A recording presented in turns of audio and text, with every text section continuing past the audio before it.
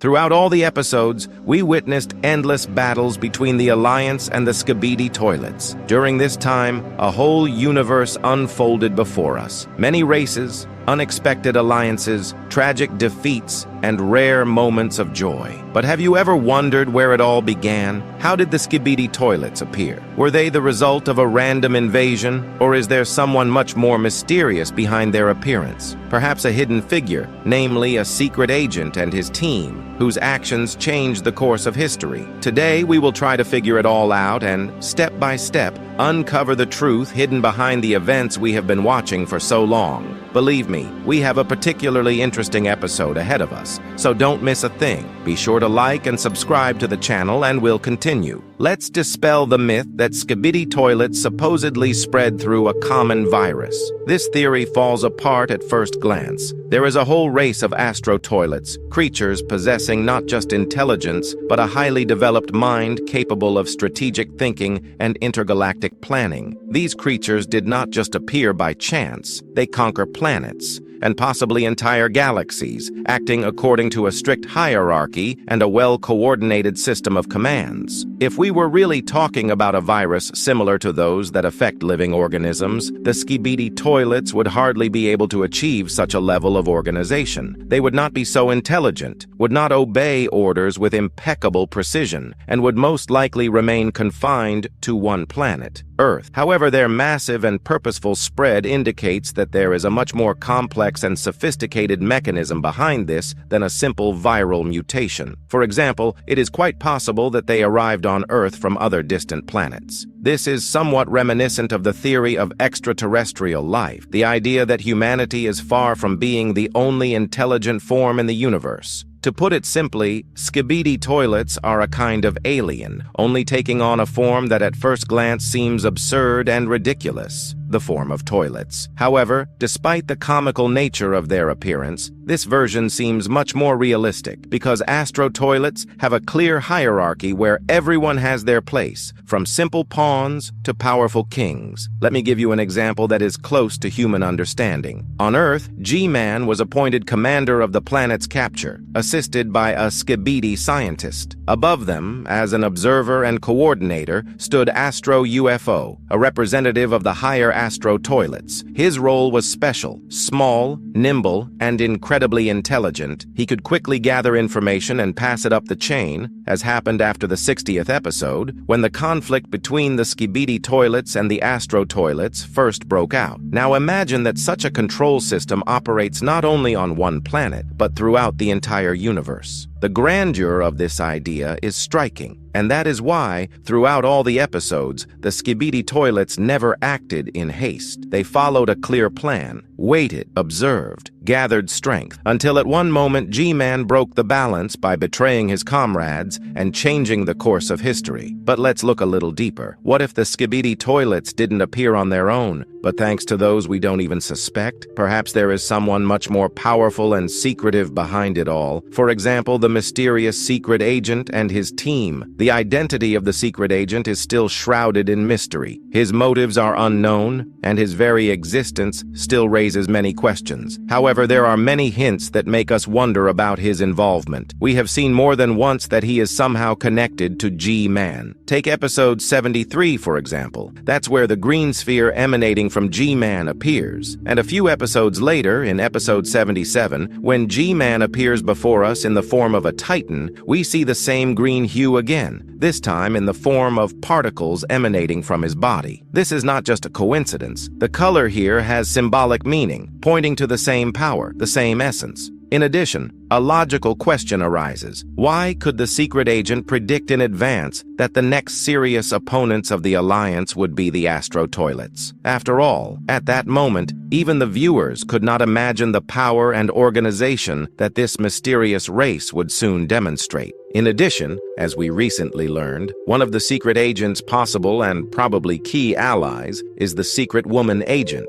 a mysterious figure with a truly unique ability to change her appearance. We have already seen how she easily transformed into many forms: a ficus tree, a chair, a car, and possibly many other objects that simply did not make it into the frame. This gives reason to believe that the secret agent and his assistants can be constantly present on the field of conflict, observing every event and every character while remaining unnoticed, literally dissolving into their surroundings. However, the main question remains open. Whose side are they really on? Can they be considered positive characters, or are their goals much darker than they seem at first glance? After all, we remember the episode when the secret agent cold-bloodedly finished off Van Tuzman, and did so apparently not out of altruism, but for his own purposes. If we recall the events of the 25th season, it becomes even more disturbing. After the death of those killed by the secret agent or his subordinates, their consciousnesses were transferred directly into the agent's computer system. We saw it with our own eyes, digital copies of personalities, as if imprisoned in an endless network where the agent could do whatever he wanted with them. It turns out that in his hands, they became digital slaves, deprived of free will, but still possessing memories and emotions. And considering that the secret agent himself has not yet shown himself in any serious battle, it seems as if he is waiting, observing, analyzing, perhaps preparing for something much bigger than just participating in another conflict. Maybe he is waiting for the right moment to intervene, and then it will become clear who he really is, a savior or a new enemy hidden under the mask of a neutral character. Honestly, it seems as if the secret agent is really playing a double game, as if he is not on either side of the conflict, but is simply skillfully manipulating everyone to gain maximum benefit for himself. Let's recall, for example, the episode when a squad was formed to destroy the Skibidi scientist. It was then that the secret agent, acting coolly and without hesitation, killed 2 hares at once. Many thought that those who went to the Alpha Hills base simply miscalculated their strength, but if you look more closely, it all looked like a premeditated trap. Without taking part in the battle directly, the secret agent managed to cover his tracks, get rid of Skibidi the scientist, who apparently was no longer of any value to him, and remain in the shadows. Episode 71 is particularly telling. G-Man left the base through the black exit, leaving the rest, both the Titans and the agents, to fight the scientist. And in episode 73, we see that G-Man felt sorry for him, but even that did not change the essence. The plan was above personal feelings, and this is where the secret agent's subtle hand can be seen. He manipulated all sides so that everyone acted according to his script, without even realizing it. But something else is alarming. If we assume that the Alliance and the Skibidi Toilets are now temporarily united against a common threat, then a logical question arises. Why did the secret agent contact the Skibidi Toilets long before the Alliance was formed? This contradiction is striking. After all, he was already interacting with them when there was no talk of any alliance. And now, the more we learn, the more alarming it becomes. In one of the scenes in episode 77, when a photo fell out of the body of a Special Forces hybrid, viewers noticed a familiar figure behind the fighters, the secret agent himself. This means that he was present during events that took place long before the invasion of the Astro toilets. And this raises a new, much deeper question. What is behind his motives?